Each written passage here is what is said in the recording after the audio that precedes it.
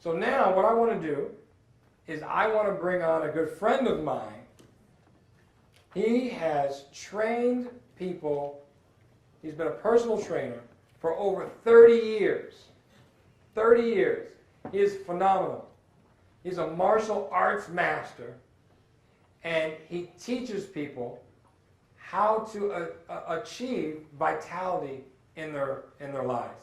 And I went to go visit him a couple weeks ago just to kind of observe his typical day. And I'll tell you, it was a treat.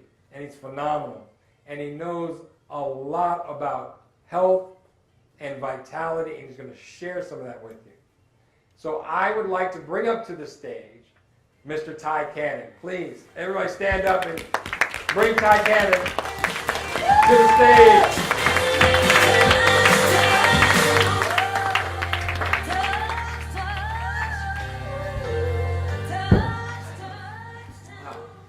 Okay, can we get another round of applause for Dr. King and his team? What a great job. You know, if you would have told me several years ago that I'd be here today sharing what I'm sharing, doing the things I'm doing, I would have told you were absolutely crazy. I was very secure in my belief of where I was at in my life, where I was going, and how I was going to get there. I was an owner of Gold's Gym in Huntington Beach, California, where I broke one of their all-time sales records for the entire company.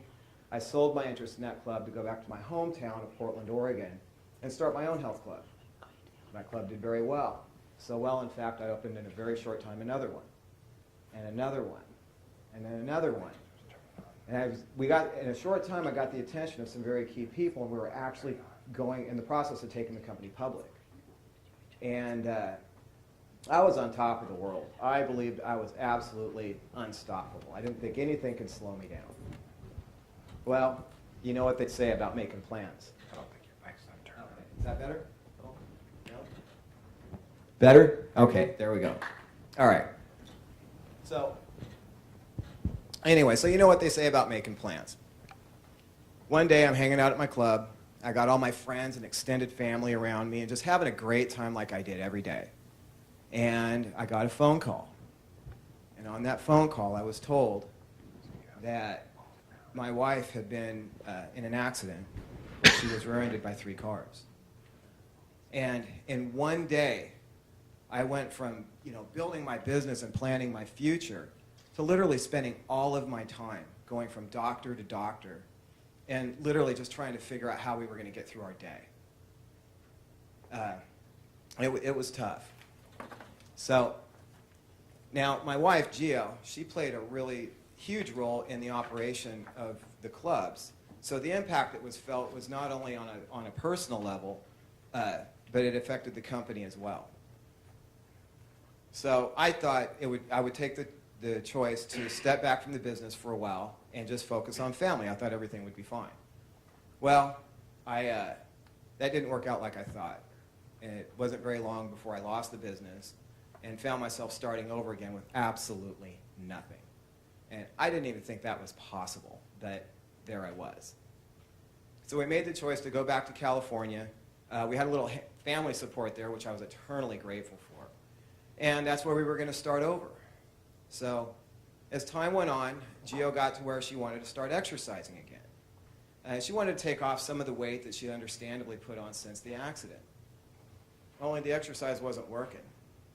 And in fact, what we came to find out is virtually everything that I'd ever been trained as a personal trainer not only wasn't working, but it was even having the opposite effect. This made absolutely no sense. So, and I knew enough from my training background and some other things that I'd looked at that there was something, I thought there was something wrong with her endocrine system, or the system that manages hormones. But that's as far as I could go with it at that point. And when I shared my opinion with the doctors that we were seeing at the time, the response that I got was anywhere from dismissive to condescending. And I mean, sometimes it was, like almost a pat on the head, and it's like, well, we're the doctors and you're the trainer and we know best, which would have been fine if they gave us something to do. But we were given literally nothing meaningful to do. Now, this was incredibly frustrating. And I really bought into my frustration with this. And, I wasn't exercising. I didn't eat right. Scratch that. I ate horribly. I broke every rule several times a day. And I did the worst thing of all.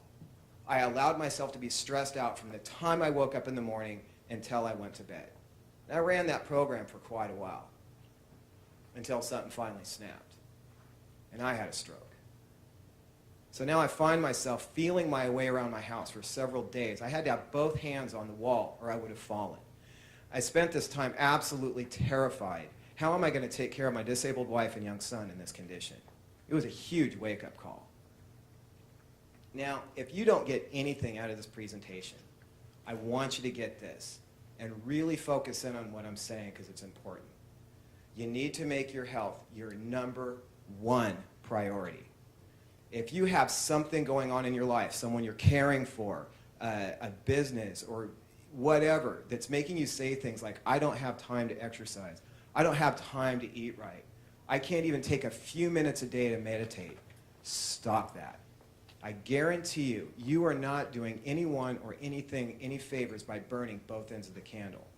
And eventually something gives. I was lucky. I was able to recover. So anyways, moving on. Wasn't long after this, obviously I did recover. I got back to where I could function through my day fairly normally. I felt the effects of it for quite some time, but got through the day. And I was talking to my cousin on the phone, and she was asking how Gio was doing.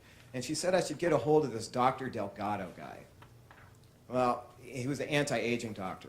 Well, at the time, I didn't have any idea how an anti-aging doctor was going to help us. But at this point, we were so frustrated. I was listening to the opinions of the checker at the grocery store or the gas station, or you could be an electrician. I was open to what you had to say.